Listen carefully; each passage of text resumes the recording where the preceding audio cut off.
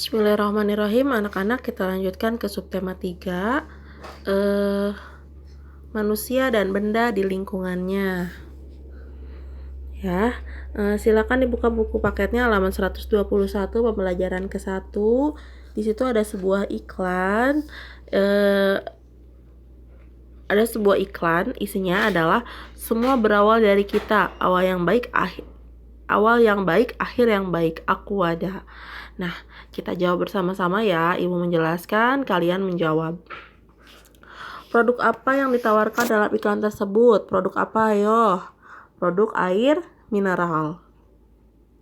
Apa saja yang terdapat dalam iklan tersebut?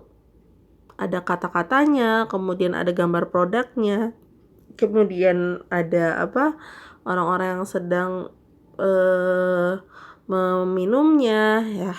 Kemudian bagaimana kesimpulanmu tentang isi teks paparan iklan tersebut? Kesimpulannya apa? Jika kita selalu hidup sehat meminum air mineral, maka akan berakhir dengan baik juga. Begitupun jika kita membuang sampah pada tempatnya, maka akan berakhir dengan baik juga, tidak akan terjadinya banjir, ya. Silakan boleh di-pause, boleh diulang, di-pause, diulang. Ibu lanjut ke halaman 122. Ini ada sebuah materi, jadi kalian simak dan harus kalian garis bawahi untuk nanti ulangan. Nah, untuk nanti ujian. Iklan, apa itu iklan? Iklan adalah sebuah informasi yang tujuannya untuk mendorong, membujuk, kemudian memberikan pengaruh pada khalayak ramai atau banyak orang agar tertarik pada barang atau jasa yang kita tawarkan. Tujuan iklan apa? Memberitahu kepada khalayak ramai tentang suatu produk atau jasa, mempengaruhi, kemudian menyarankan seseorang untuk membeli, kemudian memberi informasi tentang produk jasa, kemudian menarik khalayak ramai. Nah, kemudian ciri iklan yang baik dan benar harus informatif. Informatif itu yang disampaikan itu harus sejelas-jelasnya. Kemudian komunikatif, bahasa yang digunakannya tidak boleh terlalu kaku, harus lebih santai dan mudah untuk dicerna. Kemudian yang ketiga, bahasanya harus singkat dan padat. Singkat dan padat ini jadi kalau misalkan kayak tadi, minumlah air mineral, jelas gitu, singkat, kemudian tujuannya dapat. Kemudian yang keempat harus menarik. Menarik di sini bisa dari layoutnya, layarnya dibikin semenarik mungkin dengan warna-warna atau gambar gitu. Atau kalau iklannya berupa radio, ya berarti visualnya harus ditonjolkan. Misalkan ada efek suara kayak suara nyamuk, suara gemercik air, ya. Itu ciri iklan yang baik dan benar. Sekarang bentuk iklan ada banyak ya anak-anak. Kalian kemarin udah bikin iklan televisi, kemudian iklan radio dan iklan internet. Nah, kalau di sini ada yang pertama iklan baris. Iklan baris yaitu iklan yang kecil atau singkat berisi sebuah penawaran tentang sesuatu. Jadi hanya berupa baris saja. Iklan ini biasanya terdapat di koran-koran. Kalau anak-anak orang tuanya masih suka beli koran, biasanya ada tuh di situ. Ada iklan baris. Kalau lagi suka beli nasi uduk, ada koran, suka ada tuh iklan baris. Nah, ciri iklan baris yaitu terdiri atas 2-3 baris. Infonya jelas, kemudian singkat dan padat. Yang kedua, dikelompokkan sesuai dengan jenis barang atau jasa yang ditawarkan. Jadi kalau jualannya mobil, di kolom baris itu yang pedagang mobil-mobil doang. Kalau dia jualan jasa notaris, jasa pengacara, di situ kolom hukum-hukum doang. Kemudian yang ketiga, kalimatnya pendek dan menggunakan singkatan untuk menghemat tempat karena jatahnya hanya 2-3 baris. Yang keempat, sebagian iklan baris dilengkapi dengan gambar yang sangat kecil dan bahkan tidak berwarna. Kemudian yang kelima, dilengkapi dengan nomor telepon untuk dihubungi. Yang keenam, tidak ada ilustrasi grafis, jadi nggak ada gambar-gambar. Kalau kalian kan kemarin ibu suruh bikin iklan minuman, Itu kan ada infografisnya ya, ada gambarnya, kemudian ada kalimat iklannya. Kalau ini enggak, jadi langsung. Yang ketujuh, biaya pemasangannya murah karena tidak membutuhkan tempat yang lebar. Nih contoh iklan baris seperti ini. Laptop, berarti dia ngejual laptop ya. Di kolom paling atas tuh besar laptop. Ini dijual segera, laptop kondisi masih mulus, segel garansi, harga 2,5 juta, nego, minat, hubungi nomor berikut. Nah, ini untuk di kolom laptop. Kemudian kolom kursus bahasa Inggris. Dibuka pendaftaran kursus bahasa Inggris. Ayo buruan daftar sebelum kehabisan kursi. Bahasanya singkat kan, tapi jelas gitu. English Comprehensive Training Center. Nah, terus ada jalannya, kemudian ada nomor teleponnya untuk dihubungi. Itu yang disebut dengan iklan baris. Sekarang yang kedua, ada yang namanya iklan kolom. Apa itu iklan kolom? Yaitu iklan yang memuat manfaat beberapa bagian kolom dari halaman surat kabar, dari halaman koran. Cirinya ada ilustrasi atau gambar atau foto atau bagan dan kata-kata ya. Kemudian yang kedua, ukurannya lebih besar dari iklan baris. Nah, ada juga yang sampai penuh 1 halaman atau setengah halaman. Kemudian yang ketiga, adanya penawaran, ajakan, dan bujukan untuk membeli barang yang ditawarkan. Bisa berupa iklan pribadi atau keluarga yang berisi misalnya berita pernikahan, berita duka cita, atau ucapan terima kasih. Kalau yang masih suka lihat koran, biasanya suka ada tuh yang ditempel-tempel di koran, misalkan pernikahannya siapa, atau berduka cita meninggalnya siapa, seperti itu. Nih, misalkan ini Toyota termurah, New Avanza, ready stock, ada gambar mobilnya. Free hadiah tanpa undian, DP murah, angsuran ringan, proses cepatnya.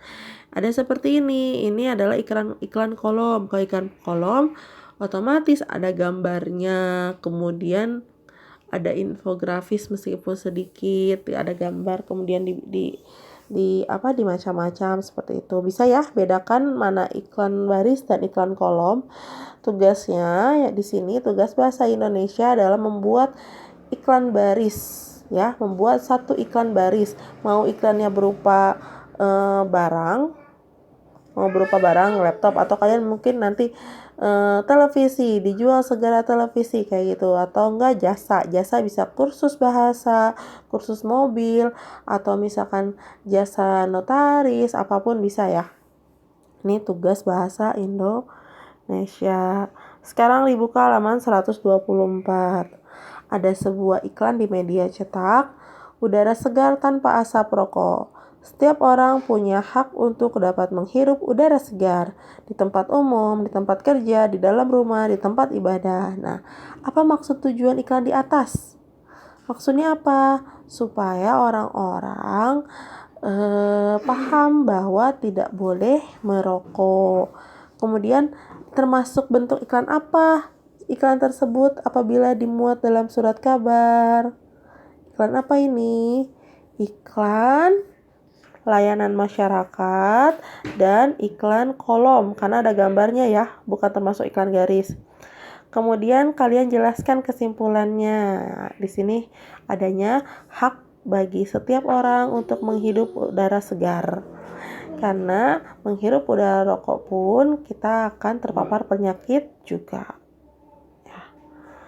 Nah, itu kita isi bersama-sama ya, tapi kalian isi loh ya. Harus diisi. Karena ibu yang jawab, jadi kalian harus tetap mengisinya. Kita bahas ke halaman 125. Karena kita menghirup udara itu terlihat nggak sih oleh mata? Tidak. Namun manusia semua harus membutuhkannya, sangat membutuhkannya, maaf. Kemudian hewan juga butuh ya dengan udara. Udara yang bersih dan sehat adalah udara yang kaya akan banyaknya oksigen. Sedangkan udara yang telah bercampur dengan asap rokok, asap kendaraan bermotor, dan buangan pabrik adalah udara yang termasuk tidak bersih. Kandungan udara yang tercemar asap-asap tersebut tidak lagi banyak mengandung oksigen. Kandungannya sudah tercampur zat lain yang sangat merugikan kesehatan. Selain itu, benda yang tak kalah penting bagi manusia apa selain udara, oksigen? Ada itu yang disebut dengan air. Coba, hampir semua manusia sangat membutuhkan air. Air bukan hanya untuk diminum, Air juga dibutuhkan untuk kebutuhan sehari-hari seperti mandi, mencuci alat rumah tangga, mencuci baju, dan lain-lain. Air termasuk benda apa? Benda campuran, zat campuran, atau zat tunggal? Air termasuk ke dalam benda tunggal, akan tetapi sebenarnya air terbentuk dari hidrogen dan oksigen H2O. Hidrogen dan oksigen dalam air tidak dapat dipisahkan kecuali dengan proses kimia tertentu. Jadi air dan hidrogen dan oksigen itu ya emang sudah bersatu gitu. Berbeda dengan unsur tanah. Tanah dapat dijumpai di tanah itu adanya kerikil, ada batu, ada pasir, dan kita bisa memisahkan itu. Secara umum, benda di lingkungan sekitar kita dapat dibedakan menjadi dua. Ada yang zat tunggal dan zat campuran. Zat tunggal adalah zat yang terdiri dari jenis materi, hanya satu. Zat tunggal juga disebut dengan zat murni. Salah satu contoh zat tunggal adalah air. Ternyata zat tunggal juga dibagi menjadi dua. Ada yang unsur dan ada juga yang senyawa. Kalau yang unsur, dia tidak dapat diuraikan menjadi zat lain yang lebih sederhana. Jadi udah segitu aja. Contoh besi, emas, aluminium, karbon, nitrogen, tembaga, perak, seng, dan oksigen itu unsur. Kalau yang senyawa ini terbentuk dari ikatan kimia dari dua atau lebih unsur. Contoh air. Air dia kan terdiri dari dua unsur, hidrogen dan oksigen. Dia termasuk ke zat tunggal senyawa. Kemudian contoh lainnya ada garam dapur dari NaCl, gula pasir C6H12O6, asam cuka CH3OOH, soda kue, dan vitamin C.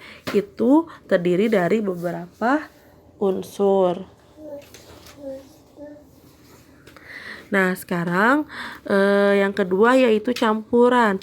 Apa itu campuran? Campuran itu adalah gabungan dari dua zat atau lebih yang sifatnya tidak hilang sama sekali. Jadi dia itu bergabung, baik bergabung unsur dengan senyawa, misalkan besi dengan gula, kemudian senyawa dengan unsur, atau bahkan senyawa dengan senyawa. Kayak garam dapur dengan gula dengan air, misalkan senyawa dengan senyawa. Itu termasuk zat campuran. Nah, beberapa contoh zat campuran: air laut, ya air dengan kadar garam, air sungai yang kotor, air dengan lumut atau tanah. Kemudian air kopi, air dengan kopi. Kemudian air teh, air dengan teh, larutan garam, larutan gula, sirup buah, baja, kuningan, udara, dan tanah itu termasuk zat campuran. Sekarang IPA-nya, tugas kalian adalah di bawah ini ada sebuah tabel nama-nama zatnya, tinggal kalian checklist. Ya, dia termasuk ke unsur kah atau dia termasuk ke senyawa kah? Air, unsur, atau senyawa? Ayo, ya.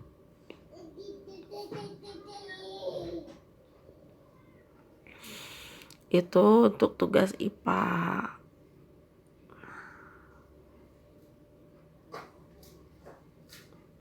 Sekarang lanjut ke pembelajaran kedua. Pembelajaran kedua ini ada anak sedang makan ya. Si Edo ini sedang makan sebelum berangkat ke sekolah. Nah, Edo ngobrol sama ayahnya tentang iklan di sekolah. Ada sebuah iklan. Iklannya itu seperti ini. Payung lukis kerajinan khas Tasikmalaya, Jawa Barat. 100% buatan anak Indonesia, buatan tangan Indonesia. Nah, udah termasuk belum unsur iklan di dalamnya? Ada infografis, gambar, kemudian ada buatan Indonesia, ada kata-katanya. Ya. Nah, agar dapat menarik perhatian, iklan di media cetak harus memiliki ciri bahasa tadi.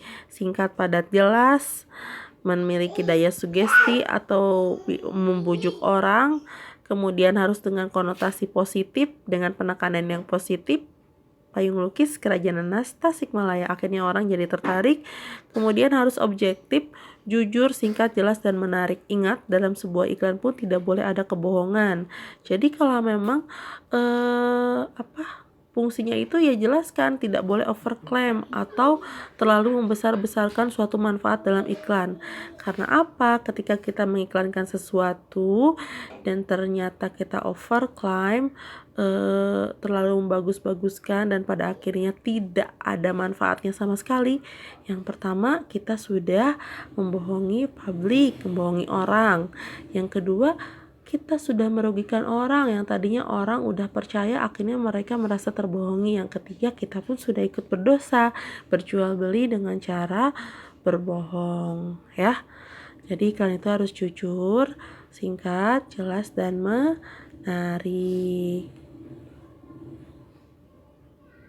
Nah, kemudian tadi sudah dijelaskan ya tentang unsur-unsur iklan. Insya Allah kalian sudah bisa mengerjakan.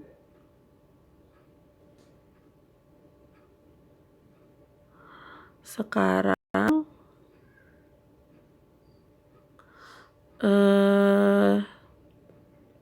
coba dilihat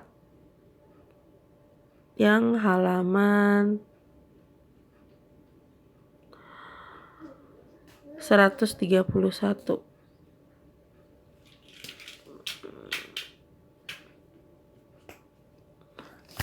Gak boleh kotor.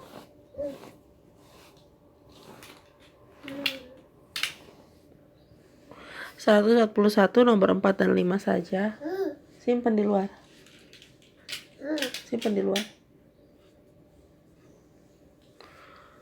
Coba amati segelas air gula. Gula tercampur sempurna dengan air sehingga campuran antara gula dengan air tampak jernih.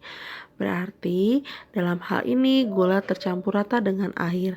Termasuk campuran apakah peristiwa ini?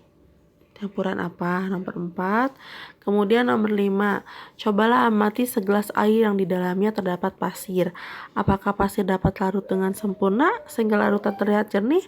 Tentu tidak kan? Termasuk peristiwa apakah? Dijelaskan ya oleh kalian. Berarti ini tugas IPA. Ya, selanjutnya boleh kalian bahas ini info. Ada gambar batik. Ini batik motif awan dari Cirebon atau disebut dengan Megamendung. Kemudian ini ada gerabah dari Yogyakarta, kemudian ukiran kayu dari Jepara. Nah, ini bisa kalian baca, takutnya nanti keluar. Ada seni rupa murni, ada seni rupa terapan. Ada berupa lukisan atau patung, tidak boleh. Seni rupa terapan bisa batik, ukiran kayu, gerabah, dan lainnya. Ibu sampai ke pembelajaran 2 saja, nanti Ibu rinci tugasnya. Ibu tutup dengan doa kafaratul majlis. Subhanaka Allahumma bihamdika, asyhadu an la ilaha illa anta, astaghfiruka wa atubu ilaik. Assalamualaikum warahmatullahi wabarakatuh.